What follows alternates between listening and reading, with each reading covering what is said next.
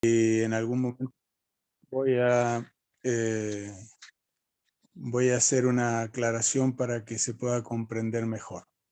Dios es el que decide qué se hace y cuándo se hace, así que en la lectura bíblica era del 10 al 14, posiblemente yo puse solo el 14, así que voy a leer rápidamente del capítulo 22 de Apocalipsis, el versículo del versículo 10 al 14. Dice, y me dijo, no selles las palabras de la profecía de este libro, porque el tiempo está cerca.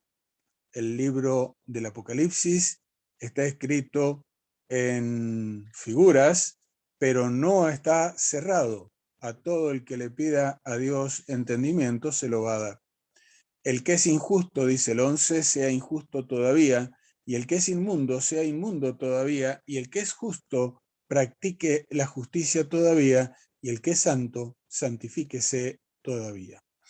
Es el momento, los versículos anteriores dice que ha llegado el ángel con el tintero y le ha dicho a nuestro Señor Jesucristo que todos los que debían ser sellados, todos los que aceptaron estar del lado de Dios, ya han sido sellados, motivo por el cual ya no queda más nada que hacer. Por eso es el momento en donde se cierra el tiempo de la gracia, y lo que está diciendo allí nuestro Señor Jesucristo, porque esas son palabras de Él, es que todos han decidido y que Dios va a respetar la decisión de cada uno. El que quiso ser justo va a ser justo, y el que quiso ser injusto va a recibir lo que decidió. Versículo 12 dice, he aquí yo vengo pronto y mi galardón conmigo para recompensar a cada uno según sea su obra. Yo soy el alfa y la omega, el principio y el fin, el primero y el último.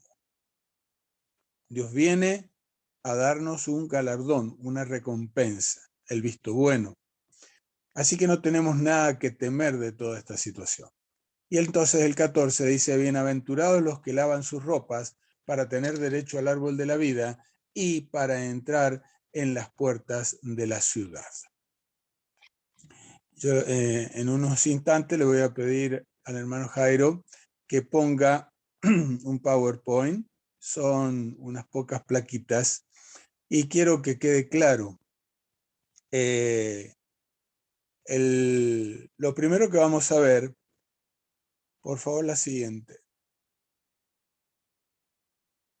es, esto no pretende ser una línea de tiempo, sino simplemente es una posible secuencia de eventos antes del fin del tiempo de gracia. Esta línea azul, de arriba a abajo, sobre el final, a la derecha, simplemente está marcando lo que va a ser el fin del tiempo de la gracia.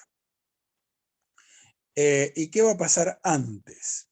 Hay muchas cosas para hablar. Yo simplemente lo he resumido para que se pueda comprender mejor el tema que vamos a tocar. Entonces, supongamos que en la punta izquierda estamos nosotros. Lo primero que va a venir, y eso sí es, y ese sí es el orden, es reforma y reavivamiento. Ahora, todos los demás, zarandeo, sellamiento, lluvia tardía, fuerte pregón, ley dominical, no están necesariamente en una secuencia ordenada. Hay diversas citas que podrían cambiar el orden, pero en realidad no están señalando cuándo van a suceder, sino que tienen que suceder, ¿sí? Todo eso va a pasar más allá del orden. Y entonces aparece zarandeo, sellamiento, lluvia tardía, fuerte pregón, ley dominical. Pero hoy, por cuestiones de tiempo, solamente vamos a hablar un poco de la reforma del reavivamiento y el zarandeo.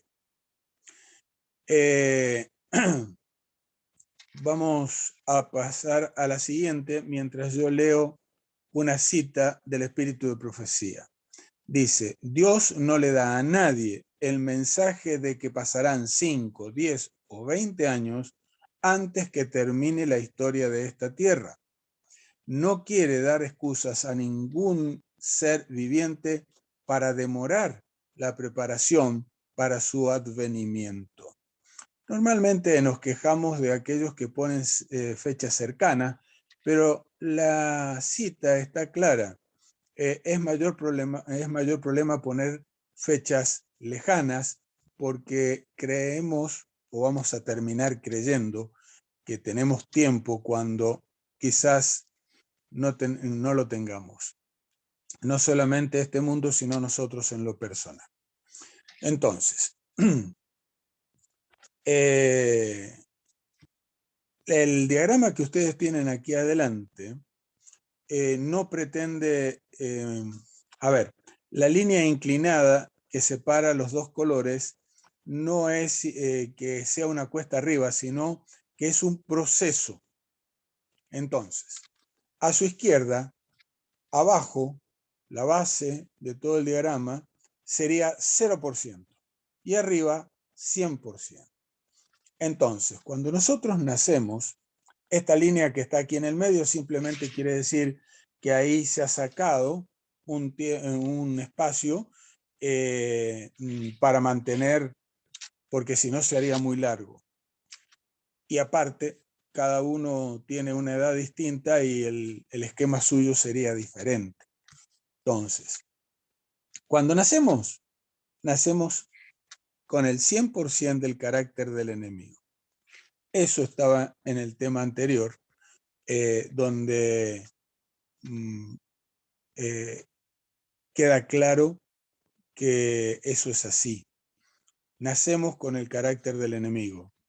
Creo que cualquiera puede reconocer que la mayoría o somos egoístas, o somos mentirosos, o somos egocéntricos.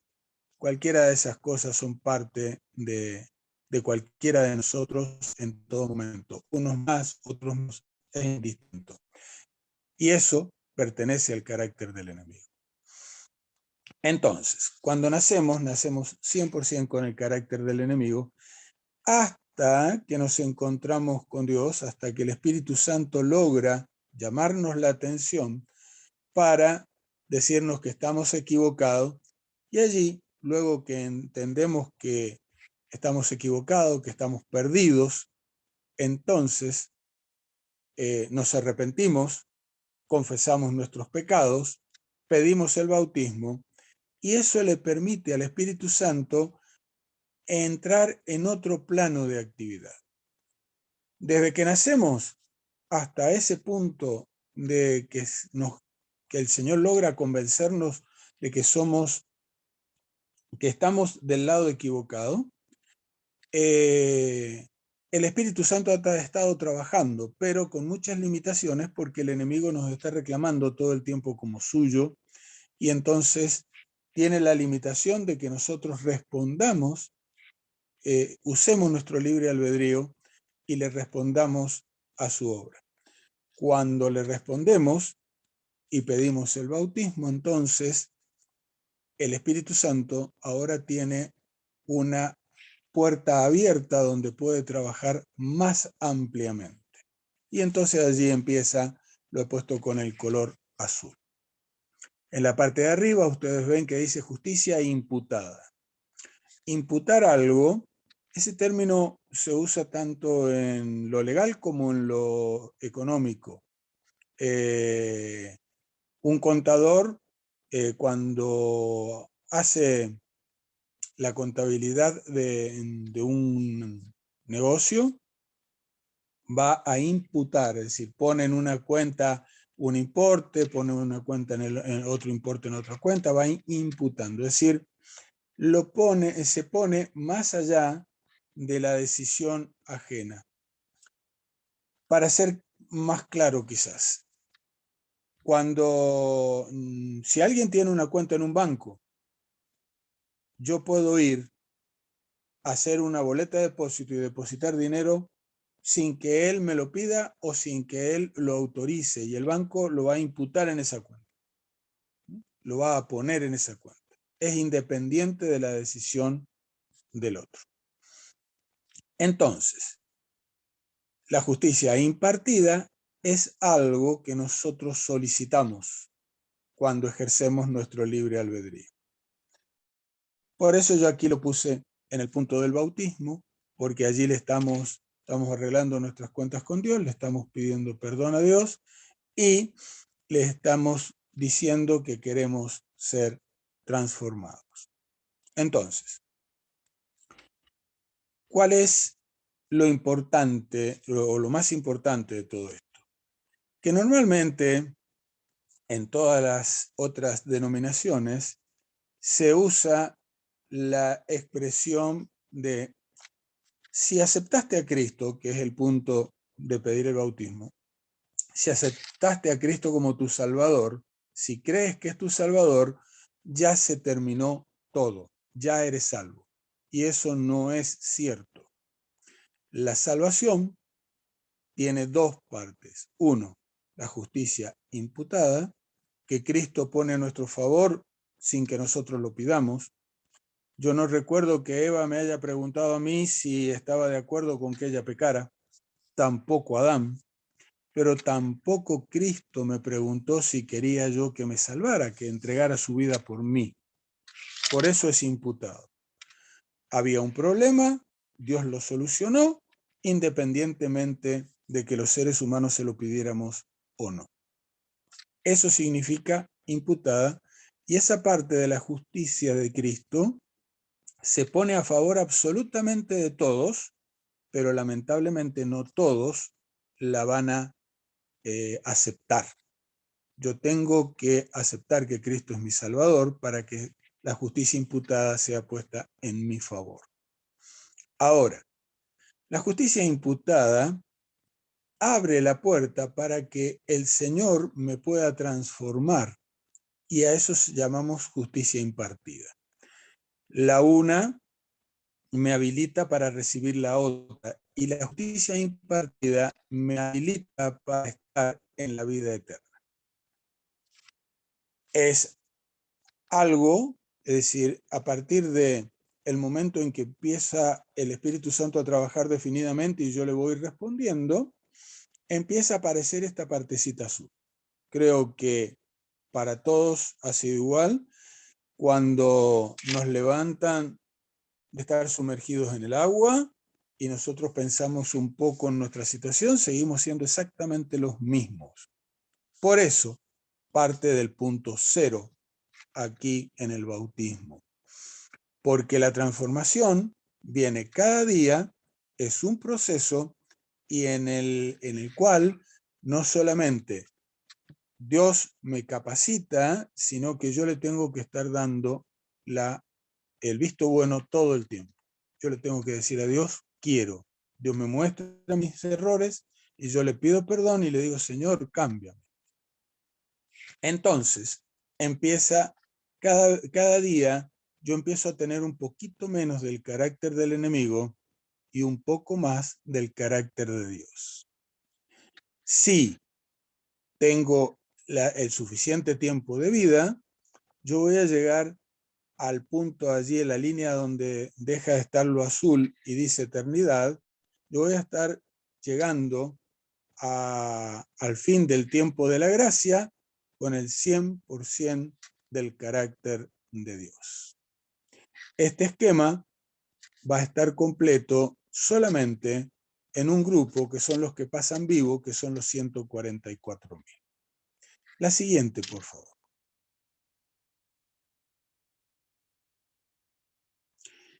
¿Qué pasa para todos los que pasaremos seguramente por el sueño de los justos, es decir, la muerte, en espera de la llegada de nuestro Señor Jesucristo? Yo tomé lo que me parece el ejemplo más extremo hacia el punto, digamos, de no tener posibilidad de hacer nada, y es el ladrón, como ven ustedes allí, el ladrón en la cruz. El ladrón en la cruz nace, como todos, con el 100% del carácter del enemigo. Y llega a la crucifixión con el 100% del carácter del enemigo. Recordemos rápidamente que hay dos delincuentes que están allí crucificados y Cristo en el medio. Y los dos, según el relato bíblico, están hablando y los dos se están burlando de Cristo. En uno, el Espíritu Santo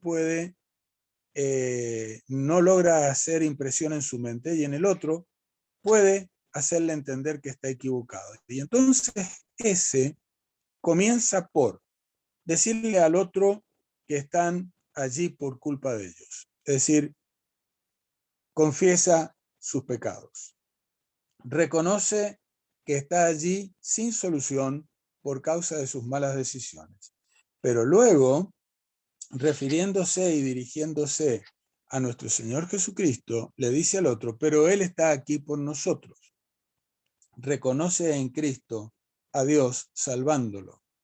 Y acto seguido hace el último paso, que es decirle, Señor, yo quiero que cuando tú vuelvas en aquel día, yo pueda estar contigo. Eso, para cualquier israelita por sangre o convertido, era un pedido claro y definido de santificación, porque todas las fiestas comienzan con la orden de Dios de ser santificados para. Sobre todo, perdón, la última fiesta donde se ejecuta el juicio final. Entonces, él sabe lo que está pidiendo y por eso Cristo le contesta, no hay problema, vas a estar en el reino de los cielos. Por consiguiente, él muere inmediatamente o unas horas después con el 100% del carácter del enemigo, pero como él quiso ser santo y vivir en santidad con Dios, cuando es resucitado, resucita con el 100% de su carácter santificado. Si hubiere alguna pregunta, por favor, yo estoy resumiendo varios temas que con ustedes no he hablado. Me la hacen, no tengo problema de escucharla. La siguiente, hermano. Ahora acá, este ejemplo es el de posiblemente la mayoría de todos nosotros. Y es que no vamos a tener tiempo de la transformación total, pero como obra del Señor. Nazco con el 100% del carácter del enemigo. En el bautismo le empiezo a permitir al Espíritu Santo transformarme y allí cada día estoy en la lucha pidiendo la santificación y el Señor va transformando mi carácter, cambiando mi carácter. Pero soy llamado al descanso y entonces allí se terminó el proceso.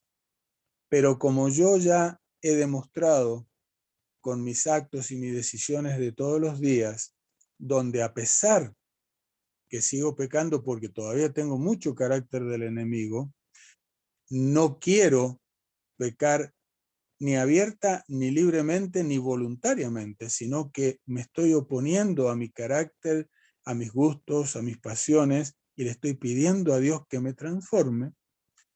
Dios toma mi decisión última y es, quería ser santo. Por consiguiente, cuando en la resurrección especial yo sea levantado, el Señor me va a levantar con el 100% del carácter santificado.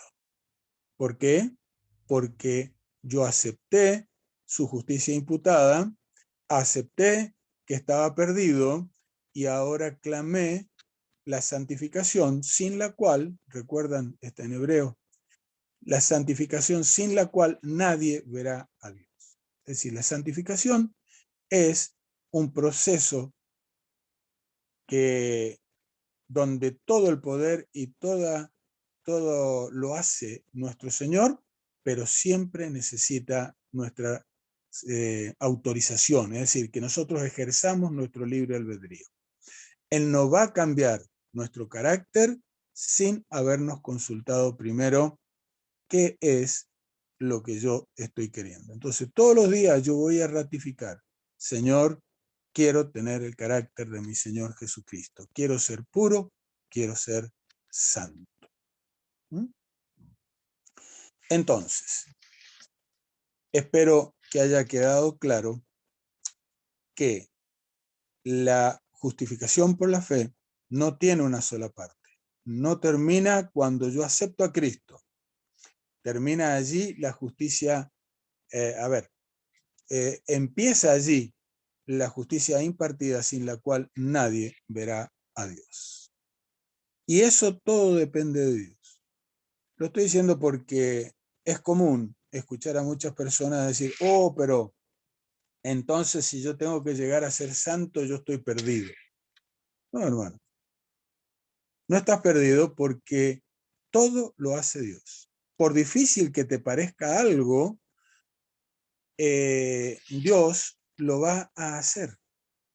El poder es de Dios y Dios lo tiene. Y está dispuesto a ponerlo en tu favor. Entonces, el problema no es qué tan cerca llego a ser plenamente santo, sino si verdaderamente quiero ser santo, como lo quiso el ladrón en la cruz. Si lo quiero, aunque yo no se haya completado en mi vida la plenitud de la santificación, el Señor va a levantarme justo, santo y puro. Bien, entonces, ¿por qué estoy trayendo a colación esta parte que parece que no entra en el tema? Porque, aunque nos parezca contrario, hay una cita que dice claramente que el mensaje a la Odisea es la verdadera justificación por la fe. Por consiguiente, vamos a ir a esta última. ¿Qué falta para que Cristo venga? Falta que tengamos un carácter como el de Cristo, o al menos que lo estemos buscando, para que la gente vea la diferencia y obre en relación. Hace falta un reavivamiento. No se reaviva lo que no existió. Si nosotros verdaderamente en algún momento tuvimos relación con Dios, hay una brasita a la cual todavía Dios puede volver a prender fuego. Eso es el reavivamiento. Dice, es una solemne declaración la que hago a la iglesia, de que ni uno de cada 20 de aquellos cuyos nombres están registrados en los libros de la iglesia se haya preparado para terminar con la historia terrenal y que están tan ciertamente sin Dios y sin esperanza en el mundo como el pecador común. Ni uno en 20, quiere decir que es menos del 5%. No, a ver, hay 1, 2, 3, 4, 5 pantallas con 4 son 20. Quiere decir que entre todos los que estamos, suponiendo a uno por cada pantallita, entre todos los que estamos no hay uno completo. Pero resulta que, aparte de ser para preocuparse, cuando estaba buscando esa cita, con la misma terminología encontré 2 citas más que creo que son importantes. No hay uno en 20 que comprenda con cuánta rapidez nos acercamos a la gran crisis de nuestra historia. No hay tiempo para la vanidad, para la frivolidad, para ocupar la mente en cosas sin importancia. Hermanos, realmente fue sorprendente escuchar hace 2 años atrás, por este tiempo, un poquito más adelante, ¿cierto? Noviembre, que aparecía el COVID en China y en 4 meses después estaba en todo el mundo. No hay uno en 20 que conozca la belleza y la esencia real del ministerio de Cristo. Han de descubrirlo. Entonces llegarán a ser participantes del rico fruto de sus enseñanzas. Las entretejerán tan plenamente en su propia vida y práctica que las ideas y los principios de Cristo que Cristo presentó en sus lecciones aparecerán en su enseñanza.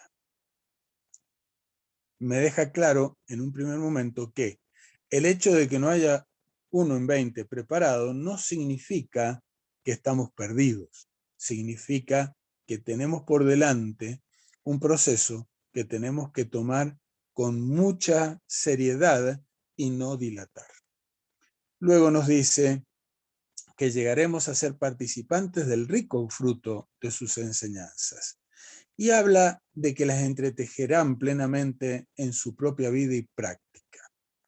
Si ustedes recuerdan el mensaje de la Odisea, Jesús le responde, o nos responde a cada uno, y nos dice, estás equivocado y tú compra de mí las vestiduras blancas.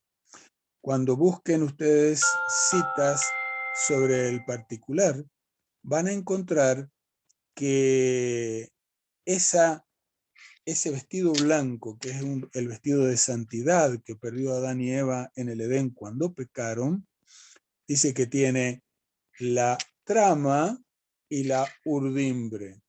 Es decir, hay hilos que van en este sentido, en cualquier tela que nosotros tengamos, hay hilos en este sentido y en este sentido que se van entretejiendo, la trama y la urdimbre.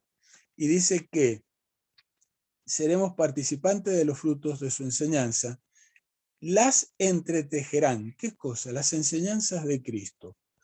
Tan plenamente en su propia vida, es decir, forman parte ahora de mi carácter nuevo, que y práctica que las ideas y los principios que Cristo presentó en las...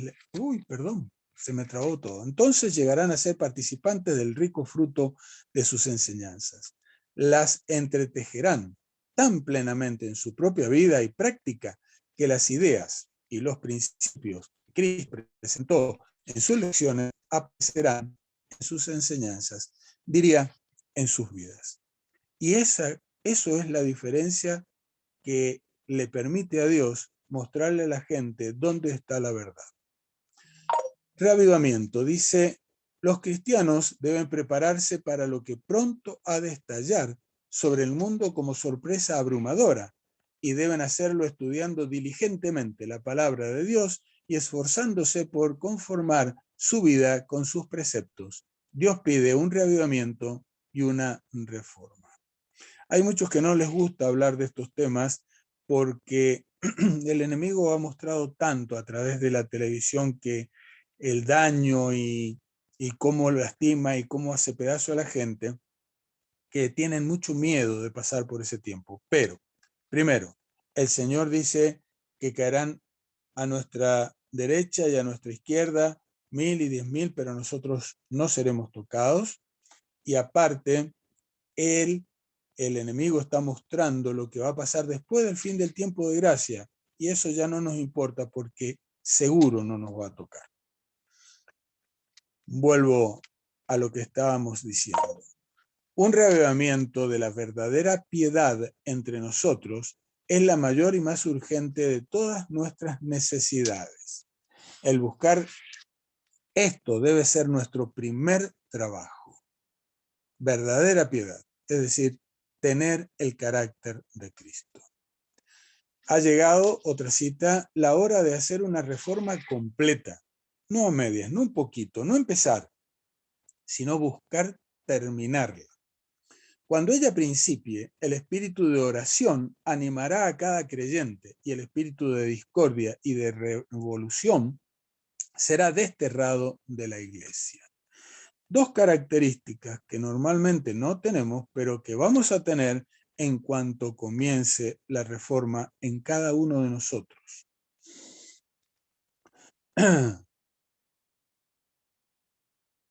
Debe realizarse un reavivamiento y una reforma bajo la ministración del Espíritu Santo. Reavivamiento y reforma son dos cosas diferentes. El reavivamiento significa una renovación de la vida espiritual, una vivificación de los poderes de la mente y del corazón, una resurrección de la muerte espiritual. La reforma significa una reorganización, un cambio en las ideas y las teorías, en los hábitos y las prácticas. La reforma no traerá los buenos frutos de la justicia a menos que esté vinculada con el reavivamiento del espíritu. El reavivamiento y la reforma han de realizar la obra señalada y al hacer esta obra ambas deben combinarse. El Espíritu Santo es el único que puede cambiar mi carácter. Yo no puedo cambiar mi carácter, pero Él sí, pero tiene un límite y ese límite es mi libre albedrío. No lo va a cambiar a menos que yo se lo pida. En visiones de la noche pasó delante de mí un gran movimiento de reforma en el seno del pueblo de Dios.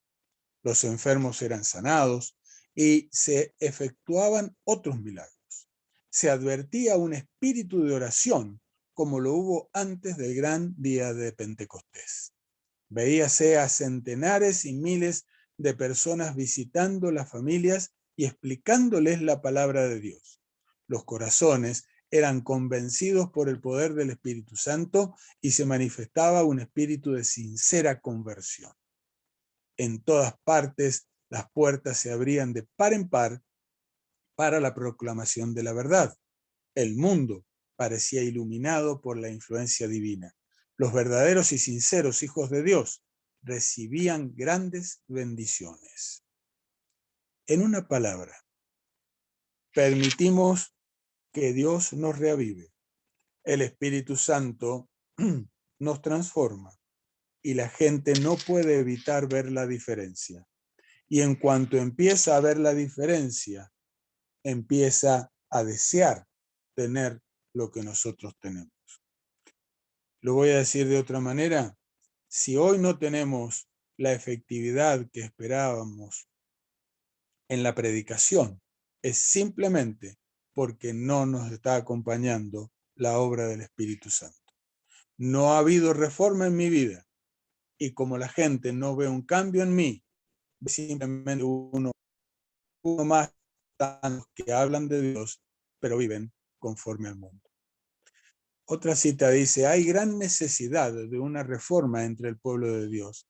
La condición actual de la iglesia nos induce a preguntar, ¿es esta una representación correcta de aquel que dio su vida por nosotros? Sin lugar a ninguna duda, el enemigo introdujo cizaña, nos lo dice claramente el Señor, y la cizaña ha hecho su trabajo y por donde quiera podemos ver muchas cosas para criticar. Pero el problema no está en los que están haciendo mal las cosas, el problema está en que el Señor todavía no nos está teniendo a nosotros para poder hacer la obra. Por consiguiente, todo eso se va a terminar en el momento en que nosotros decidamos ser reformados, en el que nosotros decidamos ser reavivados. ¿Cómo? De rodillas, pidiéndole perdón a Dios y clamando por ser transformados. Cuando la iglesia haya dejado de merecer el reproche de indolencia y pereza, el Espíritu de Dios se manifestará misericordiosamente. La potencia divina será revelada. La iglesia verá las dispensaciones providenciales del Señor de los ejércitos. La luz de la verdad se derramará en rayos claros y poderosos como en los días apostólicos, y muchas almas se apartarán del error a la verdad. La tierra será alumbrada, con la gloria del Señor. Normalmente hablamos de la lluvia tardía como la parte última de la lluvia temprana que sucedió allá en el Pentecostés, pero cuando lo analizamos en profundidad nos damos cuenta de que no es correcto. La lluvia temprana para los apóstoles comenzó cuando empezaron su relación, cuando respondieron al llamado de Cristo. Lo voy a resumir de esa manera. Allí comenzó la obra especial del Espíritu Santo y vemos el proceso de santificación y vemos, por ejemplo, a Juan, de ser hijo del trueno, diríamos quizás nosotros en este momento un demonio, a ser el evangelista del amor y el discípulo amado, que mostró clara y definidamente el carácter de Cristo a lo largo del resto de su vida. Entonces, la lluvia temprana comienza con el bautismo, si nosotros le estamos pidiendo que Dios nos transforme. O va a empezar cuando nosotros empecemos a pedirle a Dios ser transformados. Y la lluvia tardía viene no para completar nuestra transformación, sino para hacer efectiva nuestra transformación, porque el Espíritu Santo ahora nos puede utilizar para predicar la verdad. Debe haber esfuerzos fervientes para obtener las bendiciones del Señor, no porque Dios no esté dispuesto a conferirnos sus bendiciones, sino porque no estamos preparados para recibirlas. La lluvia temprana me convierte en una criatura, en un hijo de Dios, que le ha permitido a Dios la transformación, y ahora el Espíritu Santo puede derramar sus bendiciones a través de nosotros en el resto de la gente. Solo en respuesta a la oración debe esperarse un reavivamiento. No estoy preparado para recibirlas porque no tengo el carácter de Cristo, pero si soy rico y no tengo necesidad de nada, ¿por qué oraría por una reforma? Por si a alguno no le queda claro, estoy citando el mensaje a la Odisea.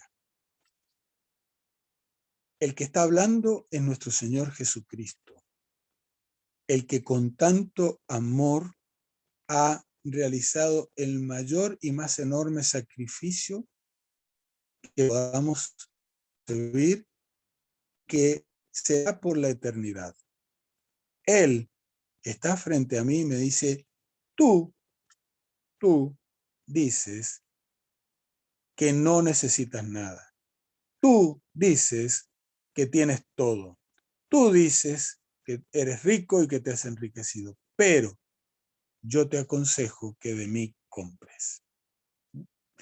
Nosotros podemos creer que tenemos un carácter correcto, pero justamente lo primero que me ofrece Cristo cuando me dice compra de mí oro refinado en fuego es el carácter y la fe de Cristo. Lo segundo es la santidad como un resultado, que es el manto de justicia. Y lo tercero es el permanente socorro del Espíritu Santo ungiendo mis ojos para que pueda diferenciar entre el error y la verdad. No solo que escucho, sino que hay en mi mente. Ahora, si yo sigo convencido de que soy rico, me he enriquecido y no necesito de nada, obviamente voy a escuchar temas como este y me va a entrar por un oído, me va a caer por el otro y no voy a cambiar porque no necesito nada. Si no necesito nada, ni siquiera necesito el socorro de Dios. Porque nada es nada e incluye eso. Otra cita dice, el pueblo de Dios no soportará la prueba a menos que haya un reavivamiento y una reforma, una santificación. El Señor no admitirá en las mansiones celestiales que está preparando para los justos una sola alma que sea presuntuosa. ¿Qué es presuntuoso? Yo soy rico, me he enriquecido y no necesito nada. Conozco lo suficiente, conozco la verdad guardo el sábado, devuelvo el diezmo, etcétera, etcétera, etcétera, etcétera. Soy rico, me he enriquecido y no necesito más nada que lo que tengo. En cambio, el Señor dice, despierta el pueblo de Dios de su somnolencia y emprenda seriamente una obra de arrepentimiento y de reforma. Escudriñe las Escrituras para aprender la verdad, tal cual es en Jesús. Las siguientes citas enganchan el reavivamiento y la reforma con el zarandeo. Pregunté cuál era el significado del zarandeo que no había visto, que yo, empiezo de nuevo. Pregunté cuál era el significado del zarandeo que yo había visto y se me mostró que lo motivaría el testimonio directo que exige el consejo que el testigo fiel dio a la iglesia de la Odisea. Se puede resumir diciendo que el zarandeo viene cuando aceptemos el mensaje a los laodicenses. Aceptemos que somos laodicenses y que no hay otra alternativa. Acá no hay posibilidad de escaparse y ser de Filadelfia, ni de ninguna otra iglesia.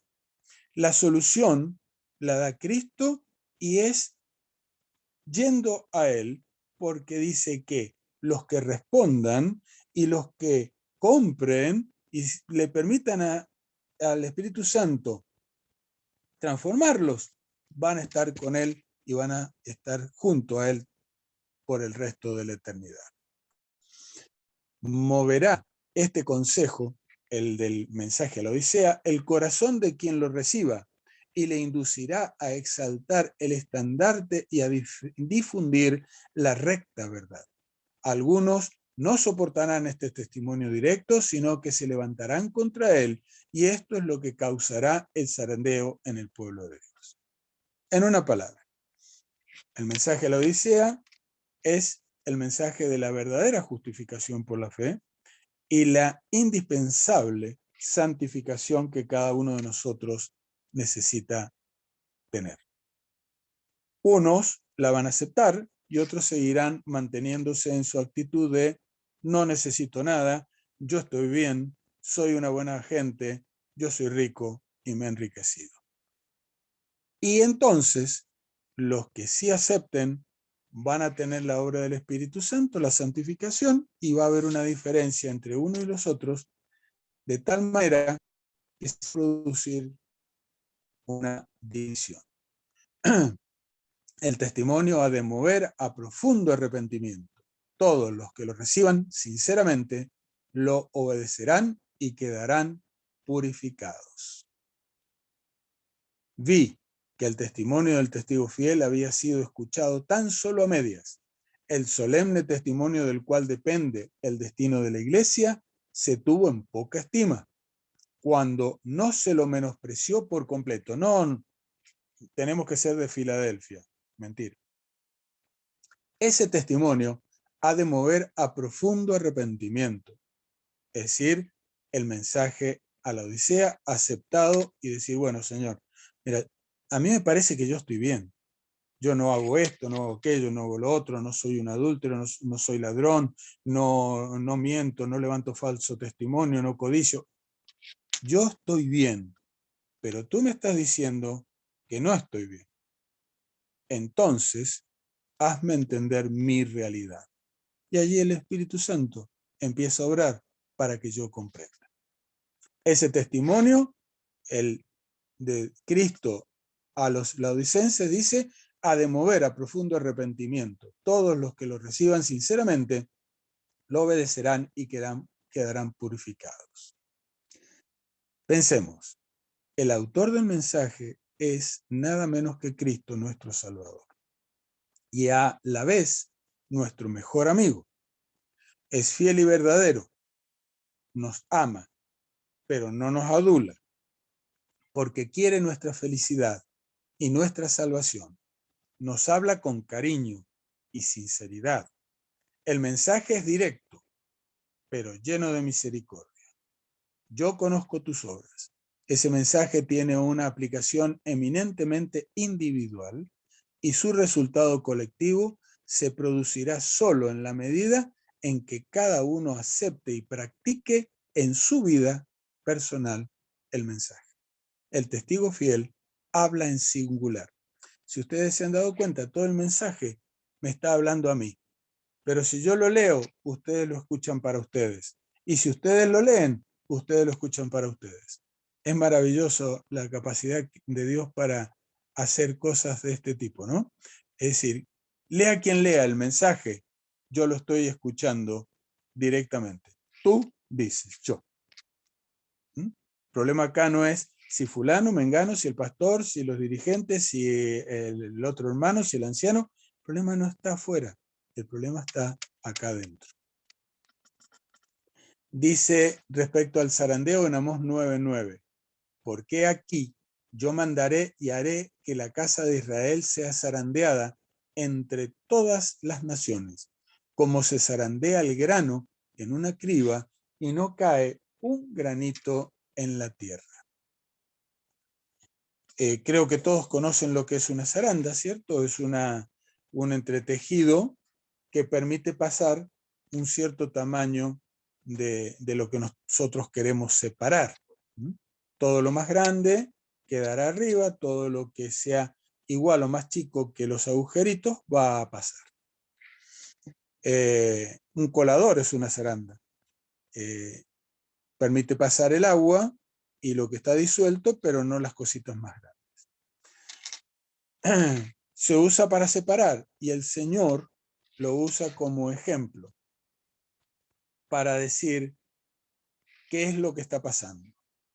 El mensaje se convierte en una zaranda que pone a sus hijos en de un lado y a la cizaña, por así decirlo, del otro lado. Dios está ahora zarandeando a su pueblo, probando sus propósitos o motivos. Muchos serán solo paja, no trigo, pues no habrá valor en ellos. Dios está zarandeando a su pueblo. Tendrá una iglesia pura y santa. No podemos leer en el corazón de los hombres, pero el Señor ha provisto los medios para mantener la iglesia pura. Hoy podemos ver muchos problemas, pero cuando nosotros personalmente decidamos tomar la buena parte y permitirle a Dios transformarnos, Dios va a hacer la separación entre lo uno y lo otro. En el zarandeo, algunos fueron dejados al lado del camino.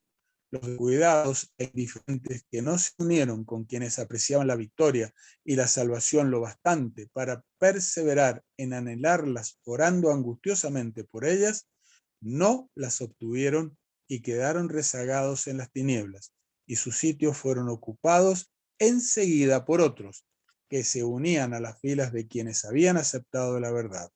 Los ángeles malignos todavía se agrupaban en su derredor, pero ningún poder tenían sobre ellos. Hermanos, cuando tomemos la buena parte, el enemigo va a buscar movernos, sacarnos, hacernos tanto daño como sea posible para que los demás no quieran seguir nuestro camino y para que nosotros entendamos que estamos equivocados y que tenemos que volver a la de antes. Pero como ya hemos tomado la decisión correcta, el Espíritu Santo nos puede socorrer y entonces no hay poder que nos pueda sacar del lado de Dios. Pregunté por la causa de tan profundo cambio y un ángel me respondió, es la lluvia tardía, el refrigerio de la presencia del Señor, el potente pregón del tercer ángel. Reforma y reavivamiento y reforma. Aceptamos el mensaje a la Odisea, esto produce el zarandeo, y el zarandeo trae como consecuencia que el Espíritu Santo puede ser derramado en nosotros para hacer la última obra, dar el fuerte pregón, y como leí en una de las primeras citas, tener esa capacidad de hablar con la gente que que con ansiedad va a estar queriendo escucharnos, mientras hoy no nos prestan ninguna atención. Conclusión, hermanos, todo está hecho y todo está en las manos de Dios. Cristo compró el derecho para pagar las consecuencias de mi pecado, porque la paga del pecado es muerte. Yo no puedo seguir viviendo si estoy condenado a muerte. Cristo me libra de mi condenación a la muerte. Esa es la justicia imputada. Me libra de la muerte. Y entonces luego viene la justicia impartida, que yo acepto o no. Si la acepto, voy a ser transformado por el poder y la gracia de Cristo y la obra del Espíritu Santo.